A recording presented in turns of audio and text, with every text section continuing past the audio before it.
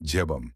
அன்புள்ள பரலோக பிதாவே, என் ஆண்டவராகிய இயேசு கிறிஸ்துவே, இந்த நேரத்தில் நான் மிகுந்த பாரத்தோடும் வலியோடும் உம்முடைய பாதங்களில் வந்து நிற்கிறேன்.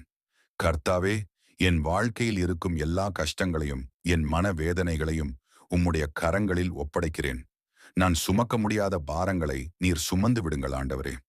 கர்த்தராகிய இயேசுவே, என் உடலில் இருக்கும் எல்லா நோய்களையும் வலிகளையும் நீர் அறிந்திருக்கிறீர். உம்முடைய பரிசுத்த காயங்களினால் நான் சுகம் பெறுகிறேன் என்று நம்புகிறேன்.